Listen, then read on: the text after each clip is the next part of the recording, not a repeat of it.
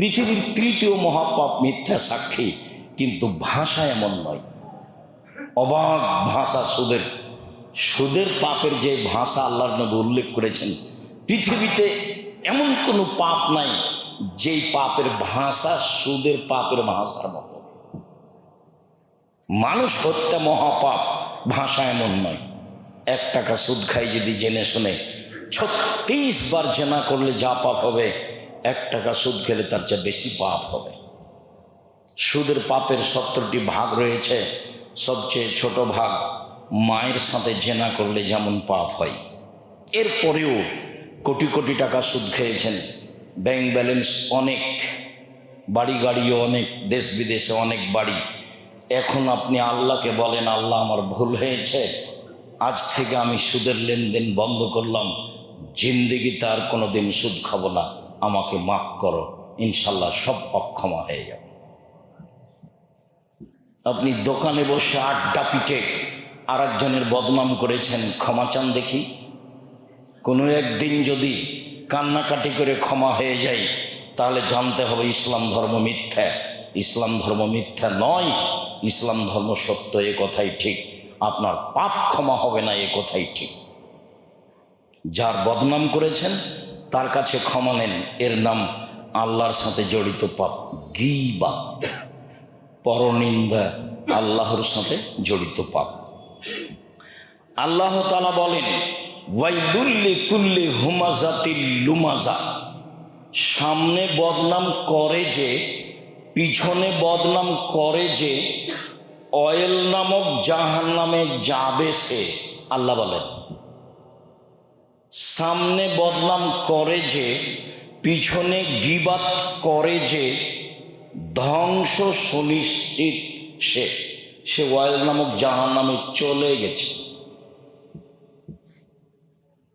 গীবাত। আল্লাহ তাআলা বলেন, ইয়া আইয়ুহাল্লাযীনা আমানু ইজতানিবু কাসীরাম মিনায-যন্ন। পৃথিবীর মানুষ যারা আল্লাহকে বিশ্বাস করো, রাসূলকে বিশ্বাস করো, পরকালকে বিশ্বাস করো, তোমরা মানুষের প্রতি খারাপ ধারণা করো না। কিছু কিছু ধারণায় পাপ হয়। ও এ কথা বলেছে মনে হয়, ও এ কাজ করেছে মনে হয়, এ কথা বলেছে মনে হয়, এ কাজ করেছে মনে হয়, এর নাম ধারণা। আল্লাহ বলছেন ধারণা করো না। ধারণায় কিছু কিছু ধারণায় পাপ, এ পর্যন্ত আল্লাহ বললেন। চলেন দেখি রাসূল সাল্লাল্লাহু আলাইহি ওয়াসাল্লাম কি বলেন। আবু হুরায়রা রাদিয়াল্লাহু তাআলা আনহু বলেন, রাসূল সাল্লাল্লাহু আলাইহি ওয়াসাল্লাম বলেছেন, ইয়াকুমুয যান্না ফাইন্না যান্না আকযাবুল হাদিস। মনে রেখো, সাবধান, ধারণা করা থেকে বেঁচে থাকো। ধারণাই সবচেয়ে বড় মিথ্যা। ধারণাই সবচেয়ে বড় মিথ্যা। ধারণাই হচ্ছে মহাপাপ। রাসূল সাল্লাল্লাহু আলাইহি ওয়াসাল্লাম বলেন, আকবারুল কাবায়রা সালাসা। সবচেয়ে বড় পাপ 3টি। 1, আল্লাহর সাথে শিরক করা। 2, পিতামাতার অবাধ্য চলা। 3, কওলুজ জুরে, মিথ্যা কথা বলা। আর ধারণাই সবচেয়ে বড় মিথ্যা। ধারণা করা থেকেও বেঁচে থাকতে হবে। চলেন তারপরে রাসূল সাল্লাল্লাহু আলাইহি ওয়াসাল্লাম বলেন, ওয়ালা তাহাসসু। পৃথিবীর মানুষ, তোমরা মানুষের গোপন কথা কান লাগিয়ে শোনো না। ওরা স্বামী স্ত্রী কি বলছে কান লাগাবা না, নিষেধ। ওরা দুইজন কি বলছে পাশ দিয়ে হাঁটবা আর কান লাগাবা, এটা হারাম। এই জন্য আল্লাহ রাসূল বলেছেন, 3 জন মানুষ যদি তোমরা কোথাও সফরে থাকো, তাহলে 2 জন মিলে কোনো কথা বলবা না, 3 জন একসাথে বলবা। 2 জন মিলে যদি কথা বলো, তাহলে তৃতীয় জন ভাববে আমার কথাই মনে হয় বলছে, আমার কথা মনে হয় বলছে। পাশ দিয়ে হাঁটবে, কাজ টাজ করবে আর কান লাগিয়ে রাখবে। এই জন্য রাসূল সাল্লাল্লাহু আলাইহি ওয়াসাল্লাম বলেছেন, সাবধান, 3 জন মানুষ কোথাও গেলে, কোনো বৈঠক করলে 3 জন মিলেই করিও, নইলে ধারণা হবে, ধারণা খারাপ হবে, মহা পাপ হবে। তোমরা মানুষের গোপন কথা কান লাগিয়ে শোনো না। রাসূল সাল্লাল্লাহু আলাইহি সাল্লাম বললেন, যারা মানুষের গোপন কথা কান লাগিয়ে শোনে, বিচারের মাঠে আল্লাহ তাআলা সীসা তামাকে জাহান্নামের আগুনে গলিয়ে তার কানে ঢেলে দিবেন। হাদিস বুখারী মুসলিম। মানুষের গোপন কথা কান লাগিয়ে শোনা হারাম, মহাপাপ। যারা আমার সামনে আছেন তারা অবগত হচ্ছেন, সময়ের গতিতে মিডিয়ার মাধ্যমে অবগত হবেন ইনশাআল্লাহ। যদিও মিডিয়াকে আমি পছন্দ করি এই জন্য যে মিডিয়ার মাধ্যমে আমরা সারা পৃথিবীর বিভিন্ন জায়গায় যেতে পারি, তবে ঘৃণাও করি এই জন্য যে তারা একটা মানুষের কোন কথা বলতে হবে আর কোন কথা বলতে হবে না এইটা তাদের বিবেচনা থাকে না, তার নিজের উদ্দেশ্যই বিবেচনা থাকে। এর ফলাফলও ভয়াবহ। একটা মানুষের যেই কথা বলা হবে না, বললে অপছন্দ করবে, সেটাই গীবাত। আসছে একটু পরে বুখারী মুসলিম। তখন কি হবে? তাহাজ্জুদ পড়লাম, ফলাফল টিকলো না। হজ করলাম, উমরা করলাম, ফলাফল টিকলো না। রাসূল সাল্লাল্লাহু আলাইহি ওয়াসাল্লাম বলেন, ওয়ালা তাজাসসু, পৃথিবীর মানুষ, তোমরা মানুষের দোষ ত্রুটি উদ্ঘাটন করো না। মানুষের দোষ ত্রুটি উদ্ঘাটন করা হারাম। এটা আল্লাহর আদেশ, রাসূলের আদেশ। রাসূল সাল্লাল্লাহু আলাইহি সাল্লাম বলেন, মান সাতারা মুসলিমান সাতারাহুল্লাহু ফিদ দুনিয়া ওয়াল আখিরাহ। কেউ যদি মানুষের দোষ ত্রুটি ঢেকে রাখে, তাহলে আল্লাহ তার দোষ ত্রুটি ইহকালও ঢেকে রাখবেন, পরকালও ঢেকে রাখবেন। দলীয় দাপটের গতি বিধি যা, তা 40 বছর পূর্বে যদি সে কোনো অন্যায় পাপ করে থাকে, তাহলে আপনি সেটা জাতির সামনে পেশ করে তাকে খাটো করছেন, তার নাম দলীয় দাপট। লাভ হবে না। মানুষ মানে বুঝেন, মাটির তৈরি, কোনো দাম নাই, 5 পয়সা দাম নাই। আবার আল্লাহ তুচ্ছ বলছে, তার তুমি তো শুকরো কীটের তৈরি, যার গন্ধ আছে, তোমার আবার কি দাম আছে? তুমি মরলেই শেষ। এত ক্ষমতাই কেন? এত জেল হাজত কেন? এত মারামারি কেন? এত চাঁদাবাজি কেন? এত দাগাবাজি কেন? এত রাহাজানি কেন? এত অন্যায় কেন? এত অবিচার কেন? দিন মজুরি করে খাবেন, মানুষের বাড়িতে কিষান কামলা দিয়ে খান, এই ক্ষমতা কেন? যা দিয়ে টিকা যায় না, যা দিয়ে মুহূর্তের মধ্যে অপমান নেমে আসে, যা আপনি জানেন। সম্মানিত দিনী ভাই বোন, মানুষের দোষ ত্রুটি মানুষ যদি লুকিয়ে রাখে, তাহলে তার ফলাফল কেমন একটু আগে বলি, তারপরে এই বিষয়ে আবার একটু কথা বলছি। বিচারের মাঠে আল্লাহ তাআলা একজন লোককে তার বাহু দিয়ে এইভাবে ঘেরে নেবেন, কাউকে দেখতে দিবেন না। আমার দিকে লক্ষ্য করেন, এইভাবে তাকে অন্তরাল করে নেবেন আল্লাহ নিজে, দিয়ে তার আমলনামাটা তার সামনে তুলে ধরবেন। দেখো তো এই পাপগুলি কি তোমার? আল্লাহ বলবেন। তখন বলবে, জি হ্যাঁ, এগুলি আমার পাপ। কাউকে দেখতে দিবেন না আল্লাহ। তারপরে আল্লাহ বলবেন, তুমি কি মনে করো আমার ফেরেশতারা এটা অন্যায় লিখেছে? না না না, জি না, আমি এটা বলি না যে ফেরেশতারা এটা অন্যায় লিখেছে। তখন আল্লাহ বলবেন, তুমি কি আমাকে কিছু বলতে চাও? তোমার কোনো ওজর আপত্তি আছে? তখন লোকটি বলবে, জি না, আমার কোনো ওজর আপত্তি নেই। তখন আল্লাহ বলবেন, শোনো, তোমার একটা স্বভাব ছিল মানুষের দোষ ত্রুটি ঢেকে রাখা। কোনো সময় তুমি মানুষকে সমাজে অপমান করতে চাইতে না। মানুষের দোষ গোপন রাখা এটা তোমার অভ্যাস ছিল। তুমি মানুষের দোষ ত্রুটি গোপন রাখতে পারো, আর আমি আল্লাহ তোমার পাপ গোপন রাখতে পারি না। যাও, তোমার বিচার হবে না, তোমার সব পাপ ঢেকে দিলাম, জান্নাতে চলে যাও। হাদিস সহি দেখেন, বের হওয়ার সময় তো উপদেশ বইটা নিয়ে যাবেন, প্রথম আলোচনাতে হাদিস আছে। বই আপনার জন্য লিখেছিলাম, জাতির যদি রাস্তাঘাট করে দিতে না পারি, জাতির যদি স্কুল কলেজ করে দিতে না পারি, জাতিকে চূড়ান্ত সঠিক ধর্ম দিতে পারবো ইনশাআল্লাহ। ধর্মের ব্যাপারে জাতিকে ফাঁকি দিয়ে পরকাল হারাতে রাজি নই। সম্মানিত দিনী ভাই বোন, আমি আপনার পাশে থেকে রাসূল সাল্লাল্লাহু আলাইহি সাল্লামের কথা, আল্লাহর কথা আপনার সামনে পেশ করতে চাই। এ দিয়ে আপনাকে আমি পরকালমুখী করতে চাই। আল্লাহ, তুমি সর্বশক্তিমান, তুমি ব্যবস্থা করো, আল্লাহুম্মা আমিন। সম্মানিত দিনী ভাই বোন, রাসূল সাল্লাল্লাহু আলাইহি সাল্লাম মানুষের দোষ ত্রুটি ঢেকে রাখার চেষ্টা করতেন। কিভাবে চেষ্টা করতেন এটা একটু দেখাই, বুখারী মুসলিম থেকে। এক খেয়ালে চেয়ে থাকবেন, বেখেয়াল হবেন না। ঘুম আসলে সরে বসবেন। আমার দিনী বন্ধের বলছি, মসজিদে এসেছেন, গল্প করবেন না, সাবধান। বাড়িতে গল্প করেছেন, রাস্তায় গল্প করতে করতে এসেছেন, মসজিদে এসে গল্প করবেন না, চুপচাপ বসে থাকেন। মহিলা মানুষ, দৌড়িয়ে বেড়াচ্ছেন সারাদিন, স্বামী তো শক্ত নয়, নইলে বুঝতে পারতেন স্ত্রী কাকে বলে। দিনরাত বলেছি, চোখ যেভাবে ঘুরে বউ সেভাবে চলে, তার নাম স্বামী, তার নাম ক্ষমতা। চোখ যেভাবে ঘুরে বউ সেভাবে চলে, তার নাম স্বামী, তার নাম ক্ষমতা। যা বলে মেয়ে তাই মানে, তার নাম বাপ, তার নাম ক্ষমতা। একাধিকবার বুখারী মুসলিমের হাদিস পেশ করেছি যে আপনার মেয়ে তো ক্লাস 10-এ পড়ে। ক্লাস 10-এ কেন, 10 ছেলের মা হলো তাকে পিটিয়ে দিবেন।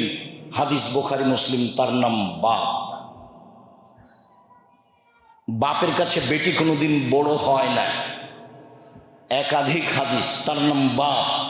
বিবাহ দিয়ে দিয়েছে তবু সংশোধন করবে, তার নাম বাপ।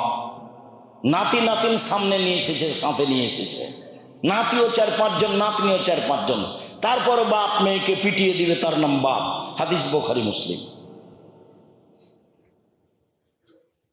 সম্মানিত দিনী ভাই বোন, চুপচাপ বসে থাকুন। ঘুম আসলে স্থান পরিবর্তন করার চেষ্টা করবেন। রাসূল সাল্লাল্লাহু আলাইহি সাল্লাম কিভাবে মানুষের দোষ ঢেকে রাখতেন তা আপনার সামনে পেশ করছি। একজন লোক এসে বলছে, তাহেরনি ইয়া রাসূলুল্লাহ, আল্লাহ রাসূল আমাকে পবিত্র করেন। তো আল্লাহ রাসূল বলছেন, ইরজে, বাড়ি ফিরে যাও, আস্তাগফিরিল্লাহ, আল্লাহর নিকটে ক্ষমা চাও, তুব ইলাইহি, তওবা করো, তোমার পাপ ক্ষমা হয়ে যাবে। অবাক কথা। আল্লাহ রাসূল বলবেন, কেন পবিত্র করব, কি হয়েছে, ঘটনা কি বলো আমাকে। এ কথা বলছেন না। লোকটা এসে বলছে, আল্লাহর নবী আমাকে পবিত্র করুন। তো আল্লাহ রাসূল বলছেন, তুমি বাড়ি ফিরে যাও, ক্ষমা চাও, তওবা করো, পাপ ক্ষমা হয়ে যাবে। লোকটি আবার ফিরে এসে বলছে, আল্লাহ রাসূল আমাকে পবিত্র করেন। তখন আল্লাহ রাসূল বলছেন, বাড়ি ফিরে যাও, ক্ষমা চাও, তোমার পাপ ক্ষমা হয়ে যাবে। লোকটি চলে গেল। একটু গিয়ে আবার ফিরে এসে বলছে, আল্লাহ রাসূল আমাকে পবিত্র করেন। আল্লাহ রাসূল বলছেন, তুমি বাড়ি ফিরে যাও, আল্লাহর কাছে ক্ষমা চাও, তোমার পাপ ক্ষমা হয়ে যাবে। লোকটি চলে গেল। আবার একটু গিয়ে ফিরে এসে বলছে, আল্লাহ রাসূল আমাকে পবিত্র করেন। তখন আল্লাহ রাসূল বলছেন, আবেহি জনন, লোকটা কি পাগল? আরে আমি বলছি তুমি চলে যাও, তুমি ক্ষমা চাও, তোমার পাপ ক্ষমা হয়ে যাবে, তুমি বারবার ফিরে আসো কেন? এখন পর্যন্ত বলছেন না যে কেন তোমাকে পবিত্র করব, ঘটনা কি, এটা বলছেন না। এখন 5ম বারে বলছেন, ও কি পাগল? আমি যখন বলছি চলে যাও, যায় না কেন? তো সাহাবীগণ বলছেন, লাইসা বিমাজনুন, জি না আল্লাহর নবী, ও তো পাগল নয়, ভালো মানুষ। তখন আল্লাহ রাসূল বলছেন, আর সারেবা খামরান, তাহলে কেউ মদ পান করেছে, তার মস্তিষ্ক বিকৃত হয়েছে, সে আমার কথা বোঝে না, সে যায় না কেন? চলে যায়। ও যদি পাগল না হয় তাহলে ও মদ খেয়েছে, মদ খাওয়ার কারণে তার মস্তিষ্ক কি হয়েছে, বিকৃত হয়ে গেছে, সে আমার কথা বোঝে না। ফাক্কামা রাজুলুন ফাস্তান কাহাহু, একটা লোক দাঁড়িয়ে তার মুখটা নাক দিয়ে সঙ্গে দেখে বলছেন, আল্লাহ রাসূল মাশারাবা খামরা, এ তো মদ পান করেনি, এ তো ভালো মানুষ। তখন এতক্ষণ আল্লাহ রাসূল বলছেন, 5ম বারে, আযানাইতা, তুমি কি জেনা করেছ? এটা 1ম বারে বলতে পারতেন না? খুব পারতেন।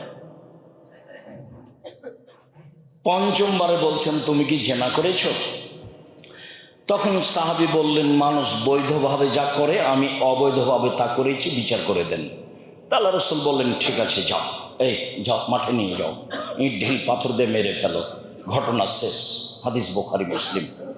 তিরমিজি আবু দাউদে এসেছে, এই লোক সাহাবীর নাম হলো মাইজ ইবনে মালিক। এক ধনী মানুষের বাড়িতে কাজ করতেন, তার নাম হাজ্জাল। হাজ্জাল বা হজ্জাল।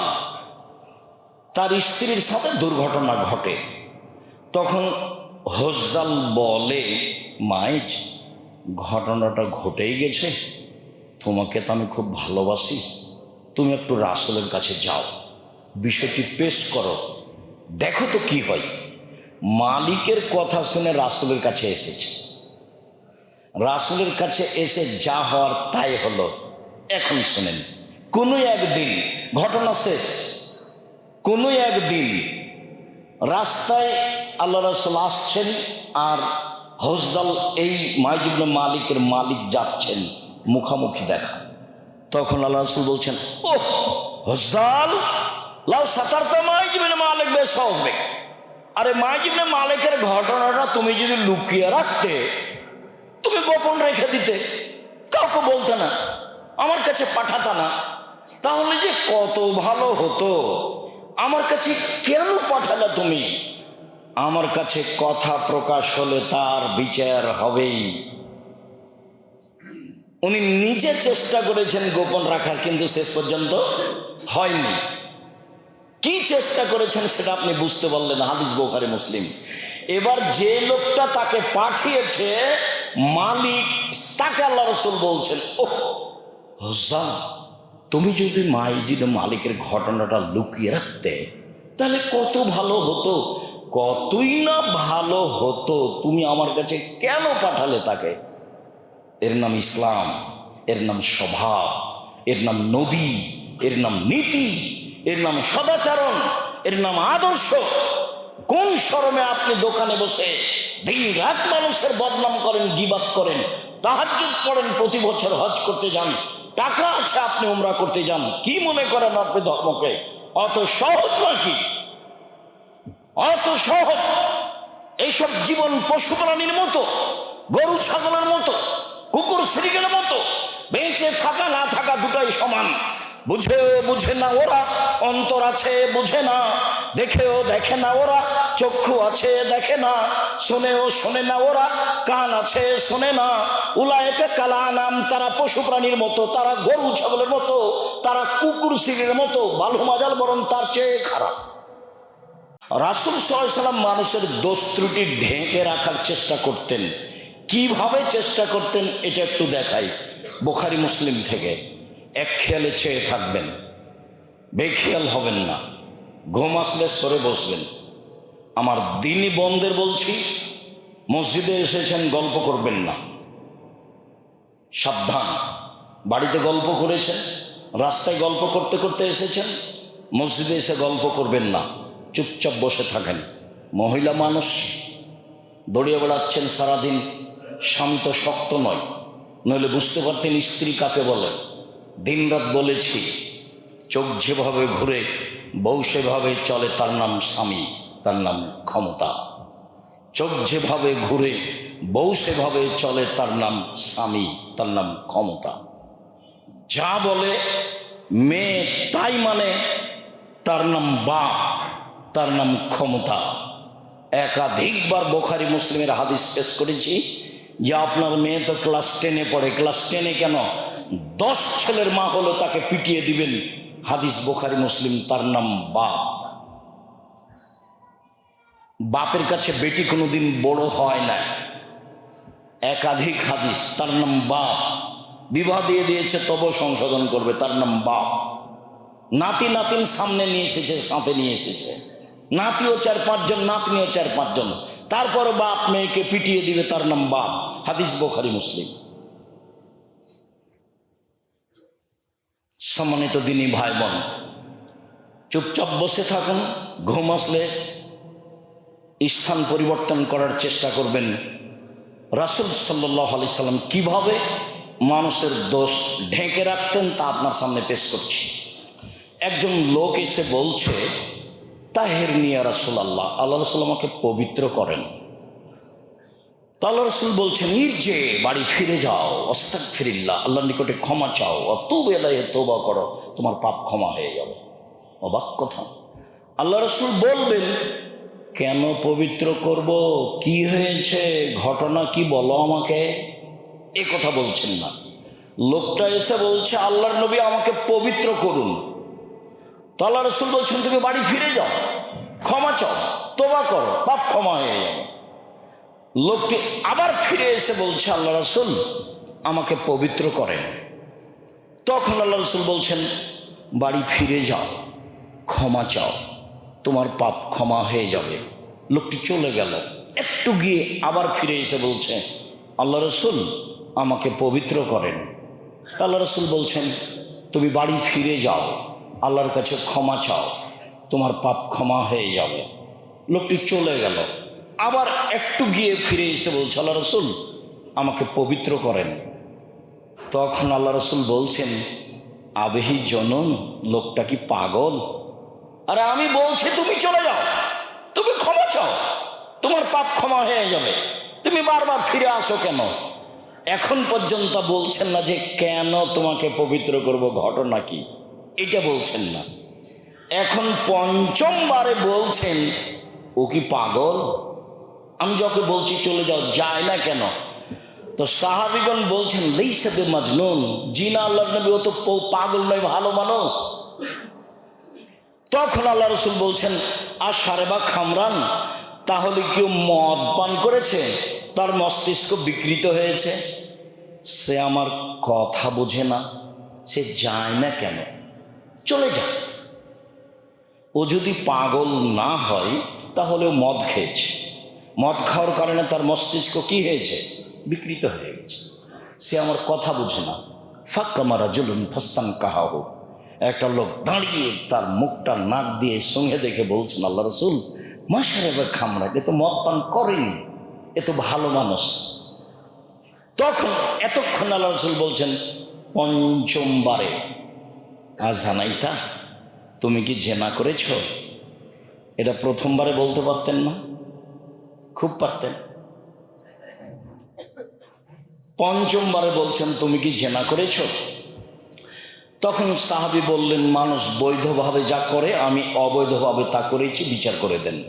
তা আল্লাহ রাসূল বললেন, ঠিক আছে যাও, এই যাও, মাঠে নিয়ে যাও, ইট ঢিল পাথর দিয়ে মেরে ফেলো, ঘটনা শেষ। হাদিস বুখারী মুসলিম। তিরমিজি আবু দাউদে এসেছে, এই লোক সাহাবীর নাম হলো মাইজ ইবনে মালিক। এক ধনী মানুষের বাড়িতে কাজ করতেন, তার নাম হাজ্জাল। হাজ্জাল বা হজ্জাল, তার স্ত্রীর সাথে দুর্ঘটনা ঘটে। তখন হজ্জাল বলে, মাইজ, ঘটনাটা ঘটেই গেছে, তোমাকে তো আমি খুব ভালোবাসি, তুমি একটু রাসূলের কাছে যাও, বিষয়টি পেশ করো, দেখো তো কি হয়।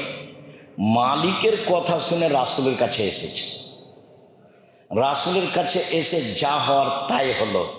এখন শুনেন, কোনো একদিন, ঘটনা শেষ, কোনো একদিন রাস্তায় আল্লাহ রাসূল আসছেন, আর হজ্জাল এই মাইজ ইবনে মালিকের মালিক যাচ্ছেন, মুখামুখি দেখা। তখন আল্লাহ রাসূল বলছেন, ওহ হজ্জাল, লাউ সাতারতা মাইজ ইবনে মালিক বেসবে, আরে মাইজ ইবনে মালিকের ঘটনাটা তুমি যদি লুকিয়ে রাখতে, তুমি গোপন রেখে দিতে, কাউকে বলতে না, আমার কাছে পাঠাতা না, তাহলে যে কত ভালো হতো। আমার কাছে কেন পাঠালে তুমি? আমার কাছে কথা প্রকাশ হলে তার বিচার হবেই। আজ জুমার খুতবায় সংক্ষিপ্ত সময় বক্তব্যের বিষয় গীবত, পরনিন্দা। যদিও রমজান মাস সামনে, শাবান শেষ হচ্ছে, মর্মে রমজানের আলোচনা হওয়াই শোভনীয়, কিন্তু মানুষ এখন যেভাবে মানুষের বদনাম, গীবত, বিরোধিতা, একজন আর একজনকে দমানো, খাটো করার জন্য প্রাণপণে চেষ্টা চালিয়ে যাচ্ছে মর্মে সামাজিক বিষয় নিয়ে সবচেয়ে গুরুত্বপূর্ণ বিষয় যেটা সমাজে আলোচনা হওয়া উচিত তা হলো গীবত, পরনিন্দা। সম্মানিত দিনী ভাই বোন, আমাদের মনে রাখা ভালো হবে যে গীবত, পরনিন্দা পাপটি মানুষের সাথে জড়িত, আল্লাহর সাথে জড়িত নয়। আল্লাহর সাথে জড়িত পাপ ক্ষমা হওয়া সহজ, কিন্তু মানুষের সাথে জড়িত পাপ ক্ষমা হওয়া সহজ নয়। আল্লাহর সাথে জড়িত পাপ আল্লাহর কাছে ক্ষমা চাইলেই হবে ইনশাআল্লাহ। তার নাম গফফার, গফুর, খুব বেশি বেশি ক্ষমাশীল, প্রতিশোধ ছাড়াই ক্ষমা করেন যিনি, তার নাম গফুর। ইচ্ছা করলে প্রতিশোধ নিতে পারেন, নেন না, তার নাম গফুর। ক্ষমা সহজ, কিন্তু মানুষের সাথে জড়িত পাপ ক্ষমা সহজ নয়। আল্লাহর সাথে জড়িত পাপ, পাপের জগতে সবচেয়ে বড় পাপ শিরক। শিরক মহাপাপ।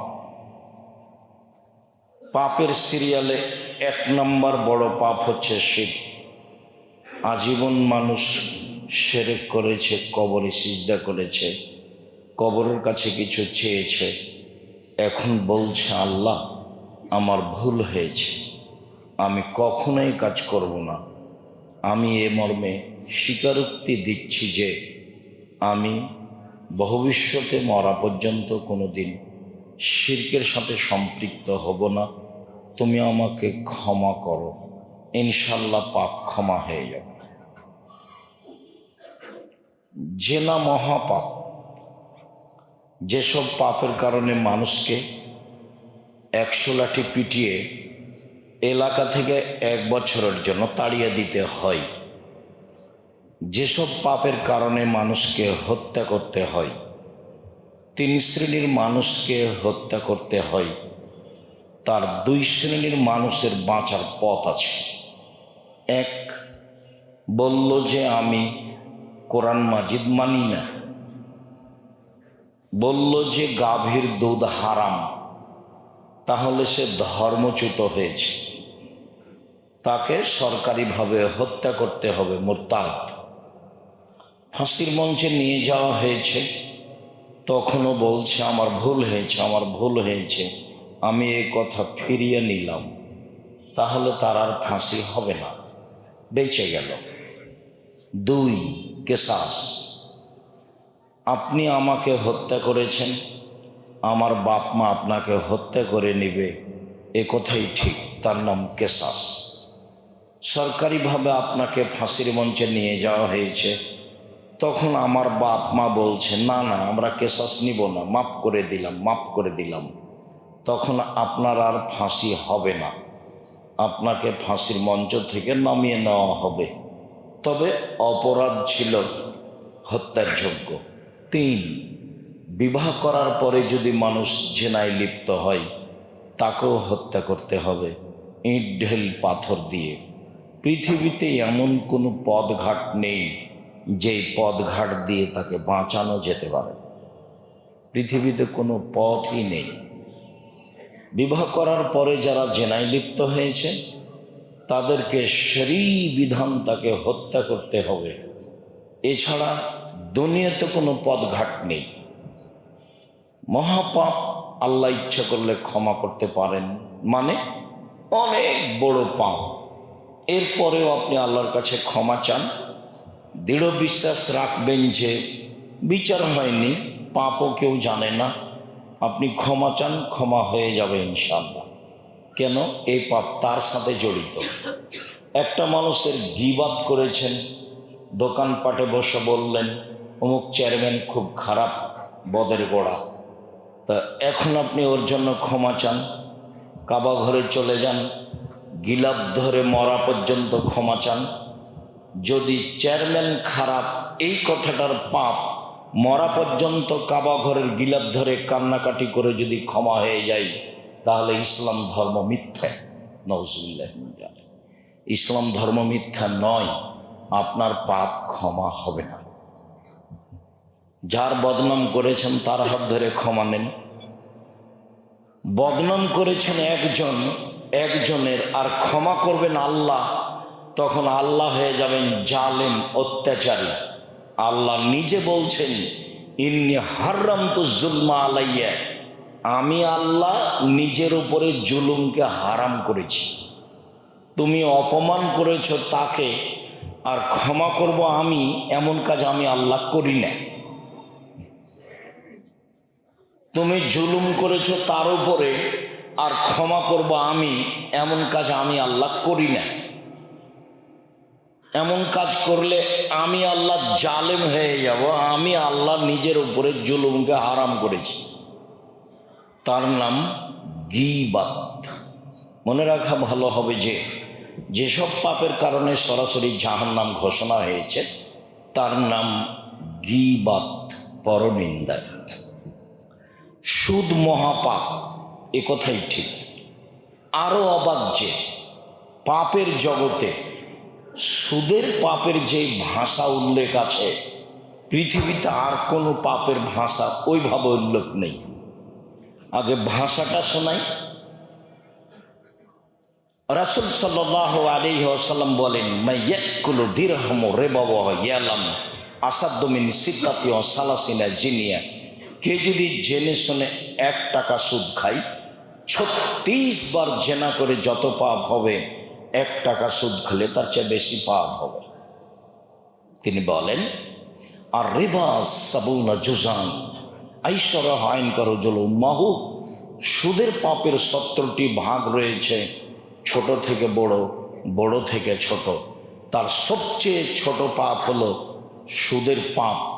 মার সাথে জেনা করলে যেমন পাপ হয়, শিরক মহাপাপ, তবে ভাষা এমন নয়। পৃথিবীর দ্বিতীয় মহাপাপ বাপ মায়ের অবাধ্য চলা। ভুলেও কোনোদিন বাপ মায়ের বিরুদ্ধে যাবেন না। ভুলেও কোনোদিন সহজে বইয়ের নামে অ্যাকাউন্ট খুলবেন না। বাপ মায়ের নামে খুলবেন, দেশ বিদেশে আছে। বাপ মা যদি রাগ করে চলেও যায়, যাবে কোথায়? ওর নাম বাপ আর এর নাম মা। আর বইয়ের নামে টাকা পয়সা বেশি হলে অন্য জায়গায় বিবাহ বসলে সবই গেল। চাঁপাইনবাবগঞ্জের ভাষাতে আমও গেল, ছালাও গেল, কাঁদতে কাঁদতে 2 চোখও গেল। পৃথিবীর দ্বিতীয় মহাপাপ বাপ মায়ের অবাধ্য চলা, কিন্তু ভাষা এমন নয়। পৃথিবীর তৃতীয় মহাপাপ মিথ্যা সাক্ষী। ঢাকা কেন্দ্রীয় কারাগারে 20 বছর 30 বছর থেকে কতগুলো মানুষ জেলে আছে, ও নিজেই জানে না আমি কেন জেলে। জজ জানে না ঘটনা কি, উকিল জানে না ঘটনা কি, সাক্ষী জানে না ঘটনা কি। দলীয় দাপটে সাক্ষীকে বলেছে 1 লক্ষ টাকা দিব, তুই বলবি জজের সামনে আমি নিজ চোখে মারতে দেখেছি। যার কথা বলছে সেই সেদিন ঢাকাতেই ছিল না, ছিল রংপুরে। এর নাম মিথ্যা সাক্ষী। পৃথিবীতে তৃতীয় মহাপাপ মিথ্যা সাক্ষী। মিথ্যা সাক্ষীর কারণে বহু মানুষ জেলে আছে, ও নিজেই জানে না আমি কেন জেলে, ঘটনা কি। আমি তো ঘটনার সাথে জড়িত নই। জজ জানে না ঘটনা কি, উকিল জানে না ঘটনা কি, সাক্ষী জানে না ঘটনা কি। শুধুমাত্র যে তৈরি করেছে সেই জানে ঘটনা কি। তার নাম দলীয় দাপট, যেটার সাথে আপনি খুব ভালোভাবে জড়িত, যার বাস্তবতা আপনার খুব ভালোভাবে জানা আছে। আমার চেয়ে শতগুণ আপনি ভালো বোঝেন, এ কথা আমি বিশ্বাস করি। আপনার বুদ্ধি বিবেককে আমি প্রাধান্য দিই, এ কথাও আমি জানি। সম্মানিত দিনী ভাই বোন,